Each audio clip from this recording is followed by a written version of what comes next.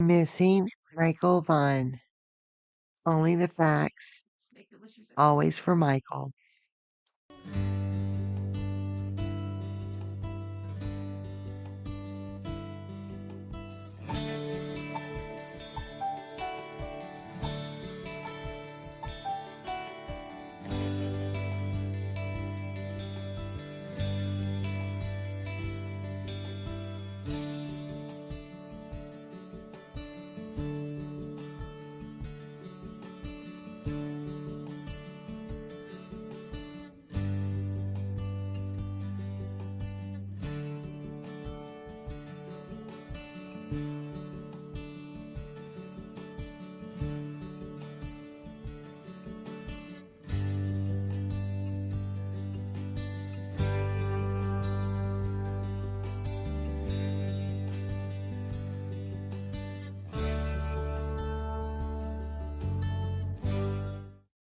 South American President Nelson Mandela once said, "Together as a nation, we have the obligation to put sunshine into the hearts of our little ones. They are our precious possessions. They deserve what happiness life can offer." Missing Michael Vaughan. Timeline Part 4. Because somebody has to know something, somebody has to have seen something. And you just try to keep pushing forward. Michael Joseph Vaughan, affectionately called Monkey by his family, entered the world on June 24th, 2016, as the cherished son of Tyler Vaughan and Brandy Neal, residing in a neighborhood adjacent to Southwest 9th Street in Fruitland, Idaho. Fruitland, nestled along the Snake and Payette Rivers in Payette County, Idaho, lies on the scenic U.S. Route 95 in the Treasure Valley of Southwest Idaho, approximately 50 miles west of Boise, bordering Oregon. Fruitland boasts its namesake orchards and proudly bears the Moncler, the Big Apple of Idaho. As per the 2010 census, the city's population surpassed 4,500 residents. On a warm day on July 27th, 2021, Brandy missed a stretch of consecutive workdays, anticipated a few upcoming days off for much needed relaxation and quality time with her children. Departing for work, she exchanged affectionate words with Michael, promising to return promptly to engage in playtime and tuck him into bed. Little did she know events would unfold differently. Michael, renowned for his boundless energy and familiar nickname of Monkey, was under the care of his father, Tyler, who diligently looked after all the children. Michael, immersed in his Nintendo Switch adventures, reveled in the day's activities. Around 4 p.m., during Brandy's routine check in, everything appeared normal. However, a few hours later, a simple task would spiral into a frantic search. As Tyler tended to Michael's baby sister, whose nickname is Buggy, and ordered a pizza for the family, he suddenly realized Michael was nowhere to be found. Despite occasional wonderings, the disappearance felt differently. Hastily scouring the vicinity, Tyler's efforts to locate Michael came up empty. Panic ensued as Brandy, upon receiving the distressing call, rushed home from work, meeting police officers near their residence, already engaged in search operations. Witness accounts trickled in narrating sightings of Michael within the neighborhood between 6 and 7 p.m., seemingly at ease but ultimately disappearing. Community solidarity surfaced as locals mobilized to calm every conceivable hiding spot, A from lot trash of cans to park investigation has restrooms, revolved in a around all those desperate bid fake to locate the numbers to missing assure the child. public. The department says Despite every exhaustive tip is efforts, being including followed up. collaborations between A various lot of law it is enforcement agencies and extensive search operations spanning residential properties, fields, bodies of water, Michael remained elusive. CCTV footage, tips, aerial reconnaissance, and specialized resources failed to yield any breakthroughs. In the ensuing months, the relentless pursuit for Michael continued, with his family tirelessly advocating and the community rallying behind him. Heartfelt prayers, poster campaigns, and awareness drives underscored the collective determination to bring Michael home safely. Brandy and Tyler worked tirelessly to keep Michael's name and face on everyone's mind. By November 2021, with little evidence uncovered, law enforcement reluctantly shifted focus. suspecting foul play. The family, having cooperated fully, underwent scrutiny and were eventually cleared of suspicion. Despite the setback, the quest for answers and closure persevered, epitomizing the unwavering resolve to reunite Michael with his loved ones. For January 26, 2022. Been 6 months since 5-year-old Michael Vaughan went missing from his family's neighborhood in Fruitland. Michael, affectionately known by all as Monkey, was last seen in July. Fruitland police continue to investigate, and the family wants to keep sharing his picture in hopes it brings Monkey home. The reward for providing information that leads to Michael's safe return is now more than $52,000. March 22, 2022. Bill inspired by missing Fruitland boy, headed to governor's desk. Good evening. Thanks for joining us for the news at 10. Michael Vaughan's disappearance could lead to better alerts for other missing Idahoans. The Fruitland boy was last seen 8 months ago.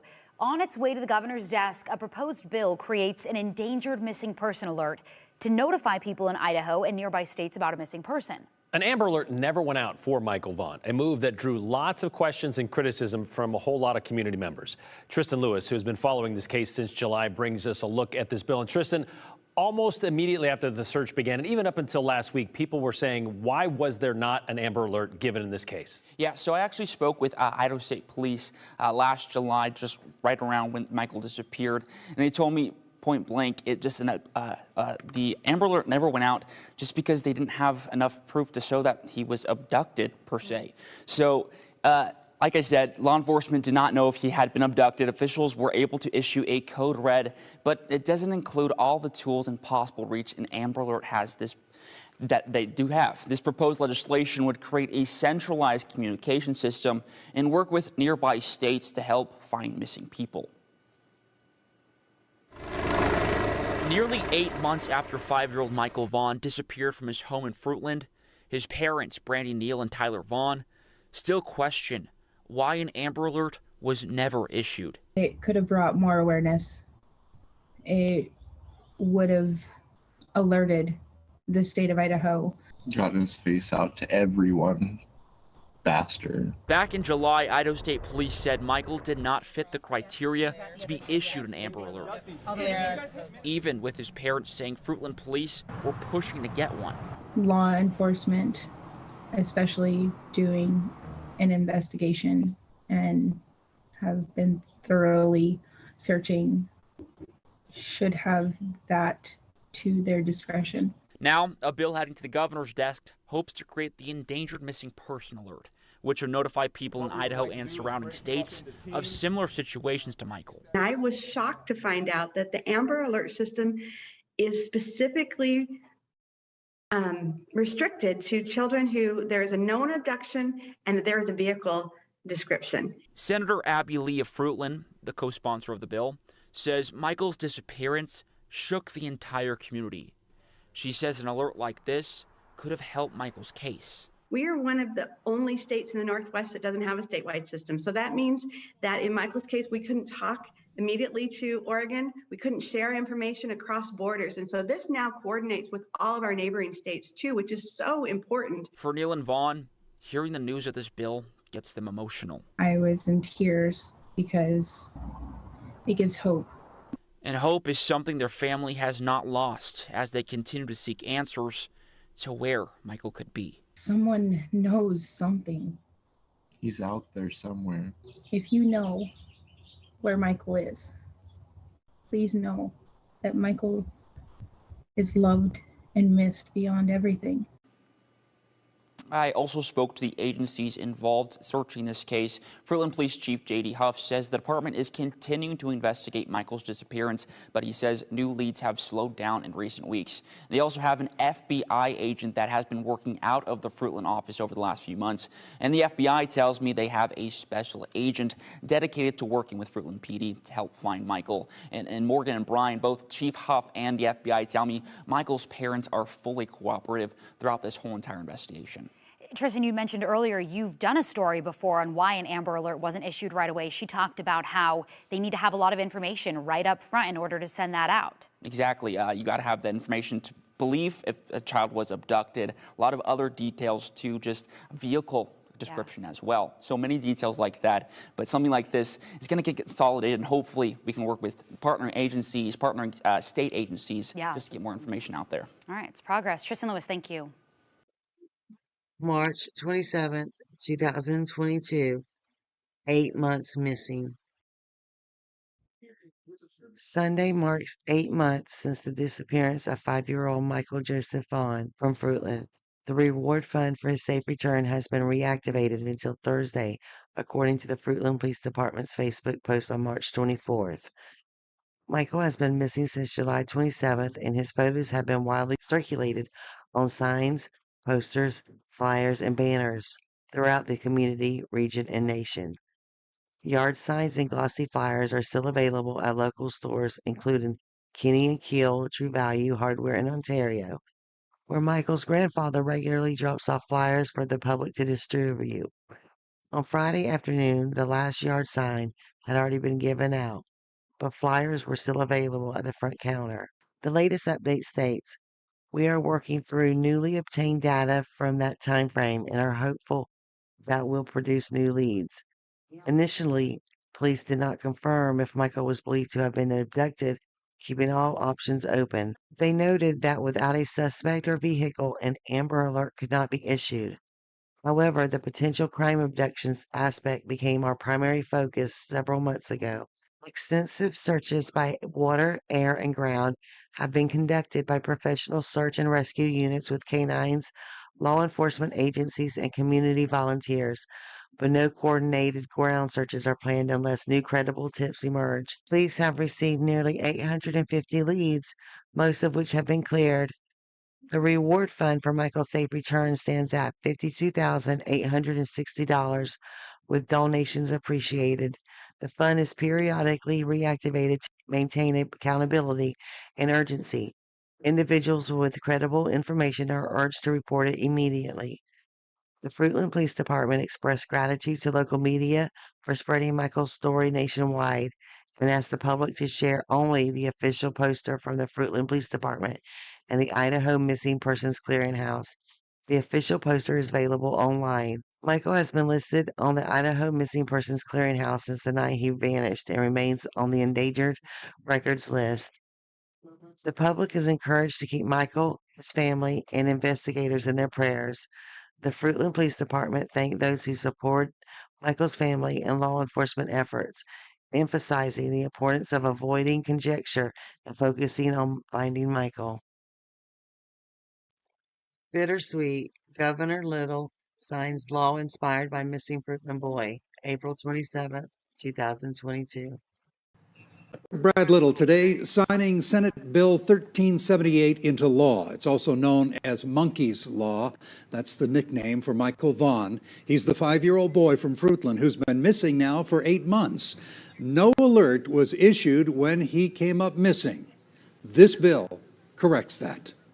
Passed Idaho's first ever endangered missing persons alert, what we call Monkey's Law. Monkey's Law established an emergency alert system that lets us send out alerts parallel to the Amber Alert system, so that no other family will have to suffer the anguish of not seeing an alert when an endangered missing person or child is kidnapped.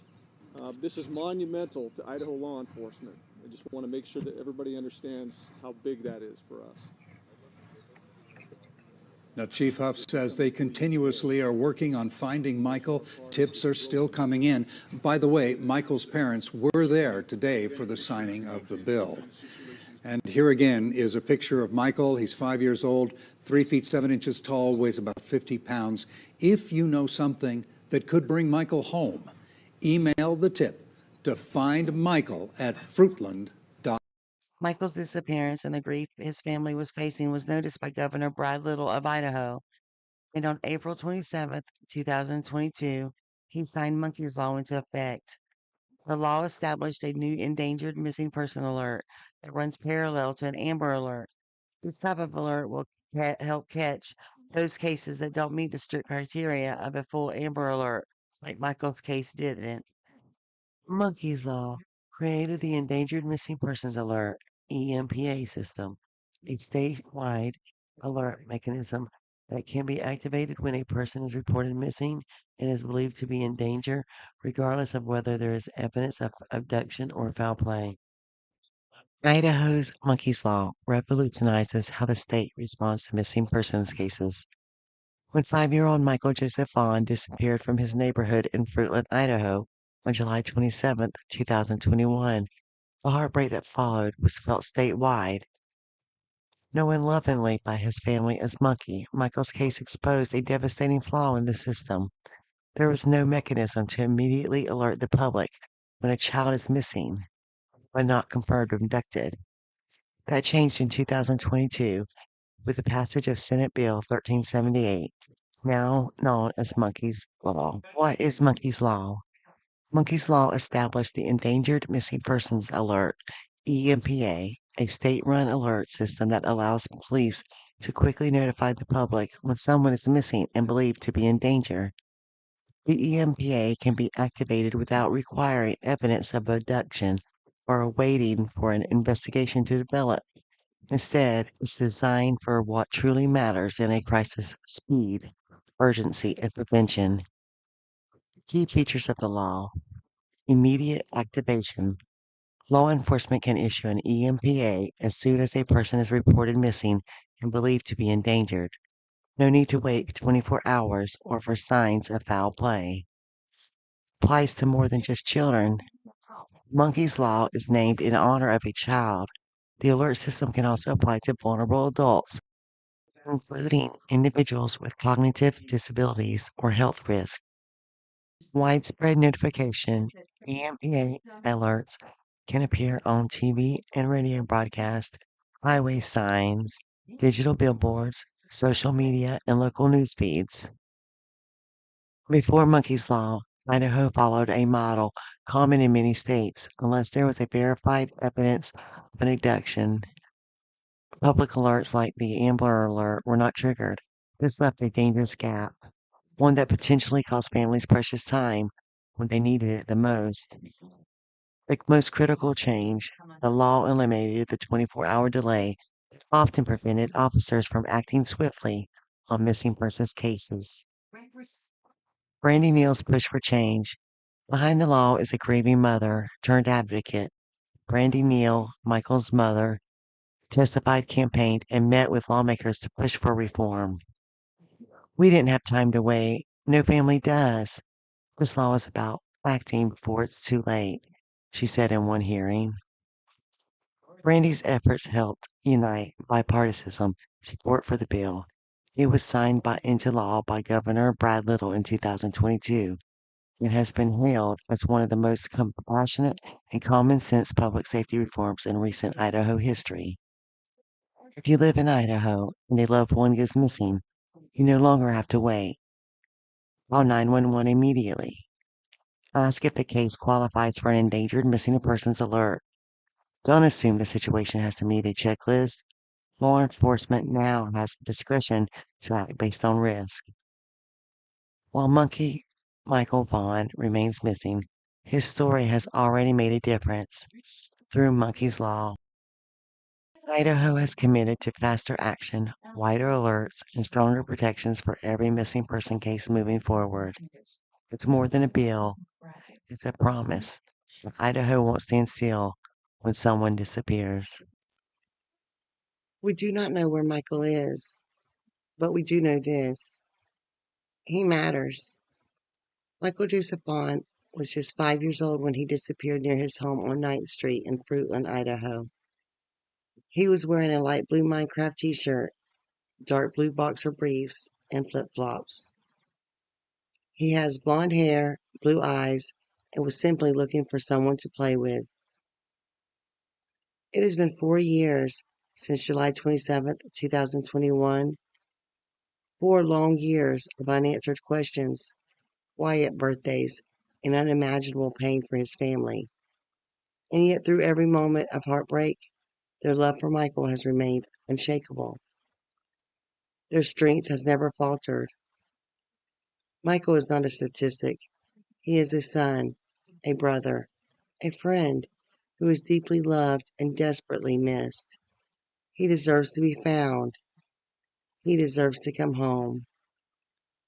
The Fruitland community has wrapped its arms around the Vaughan family, and law enforcement continues to pursue every possible lead, but they need your help. Someone knows something. If that someone is you, speak up. Even the smallest piece of information could bring answers to a family who has waited for far too long. Please call or text 208-343-COPS or email findmichael@fruitland.org. Please don't let silence stand in the way of justice. Share Michael's story. Keep his face in the light. Keep hope alive. We will not give up. We will not move on. We will not stop until Michael is found. And we're just not going to stop. Everybody should know that. We're not going to stop until we uncover the truth in its entirety, I would say. Remember the reason we are here. Michael Vaughan. You can't take one of our most precious citizens from us and ever expect us to stop. Where is Michael? He's coming home.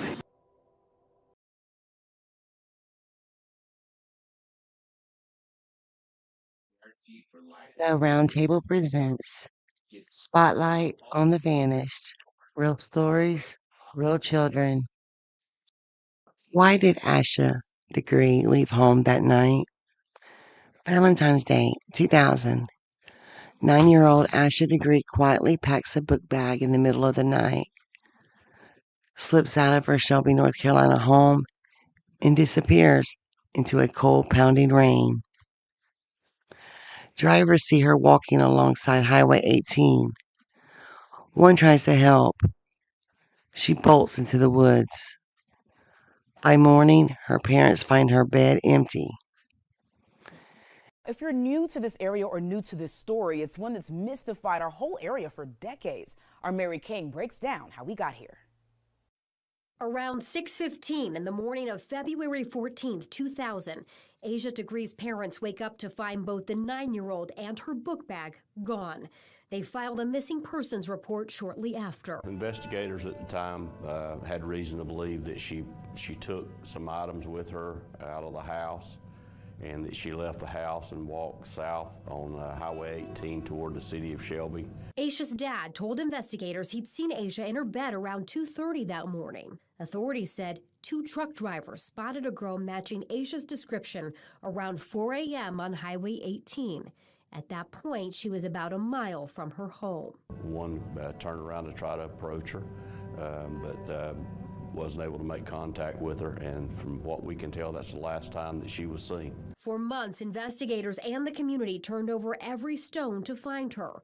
Then in August of 2001, her book bag was found 30 miles away, buried in the ground in Burke County. Investigators said Aisha's book bag belongings were sent to a FBI lab in Quantico. But years would continue to go by. Aisha's family continued to cry out for answers. We still have hope. We don't think she's dead, but we still need help. Just keep praying for me and my family, and that she will return home. Investigators released age-progressed photos to keep Aisha's story in the spotlight.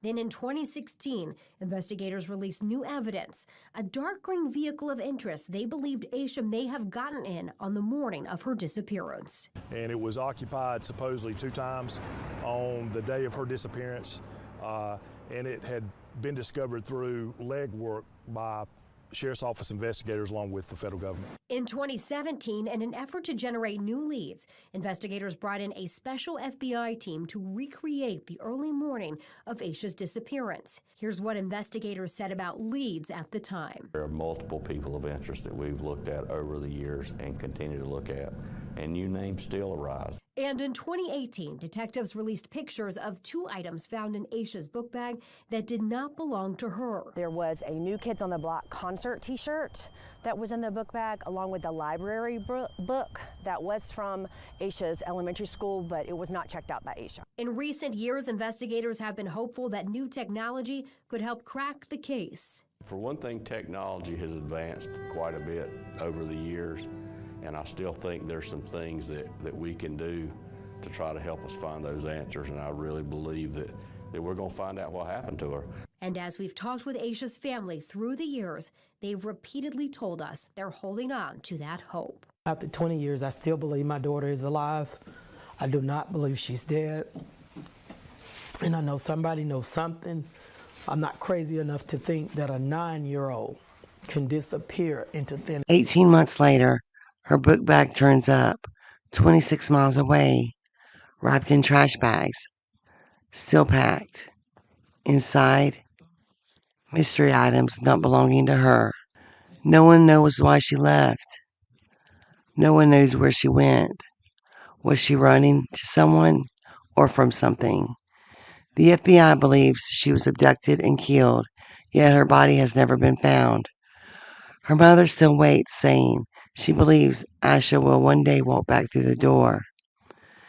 25 years later, the question remains, why did Aisha Degree leave home that night? Aisha Degree was born in August 1990 and was known as a bright, cautious, and well-behaved child. She lived with her parents, Equala and Harold Degree, and her older brother, O'Brien. The family was close-knit, and Aisha's parents worked hard to protect their children from the dangers of the world. On the night of February 13th, 2000, Aisha and her family spent the day at church and then at home. She and her brother went to bed as usual around 8 p.m.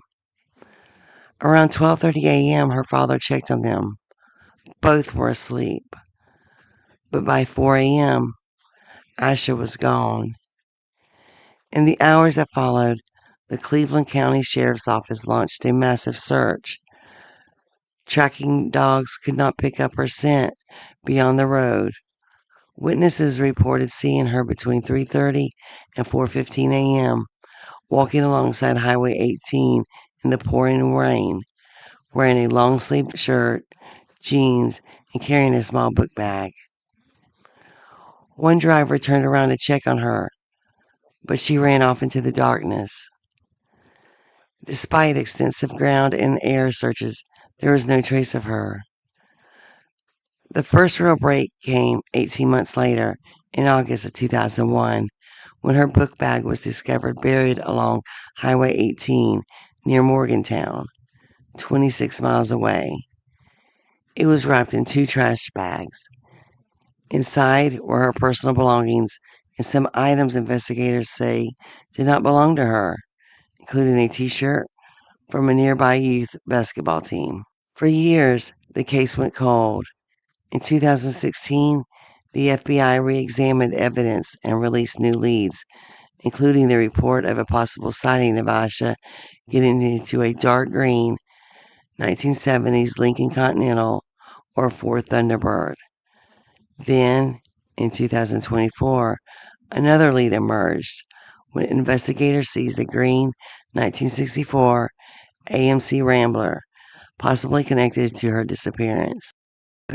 Back in the headlines. A massive search of a Cleveland County property enters day 2, and we are live over that scene right now with Chopper 9 Sky Zoom. You can see law enforcement standing in what looks like a field next to a wood line, next to a blue tent that they put up in just the last hour.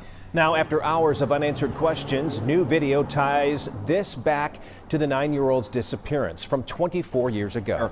That car, very similar in color and age as the pictures of cars on the right here that the FBI said Aisha may have gotten into based on witness accounts. Now, for 24 years, a family, a community, and police have been wondering, many people have been pleading about what happened to 9-year-old Aisha Degree. Well, now they could be a step closer with what happened today. Still, there have been no arrests and no signs of Aisha. Nearly 25 years have passed since 9-year-old Aisha stepped into the storm and vanished. She wasn't a troubled child. She wasn't fighting with her family. She was doing well in school, active in sports, and surrounded by people who loved her. Yet in the dead of night, she gathered her belongings and walked away from everything she knew. The clues are few but haunting. A book bag found miles away, wrapped in trash bags with strange items inside. Possible sightings of her getting into a vintage car, and no answers to explain why she left her warm bed on that cold, rainy morning. Her family has never given up hope. Asha's mother, Aquila, still believes her daughter is alive. She says she will never stop searching and never stop believing that Asha will come home. If you know anything, no matter how small, please contact the Cleveland County Sheriff's Office at 704-484-4822 or the FBI. That one piece of information could finally bring Asha home. Until then, her story remains one of the most haunting missing child cases in America. And the question will always remain, why did Asha Degree leave home that night?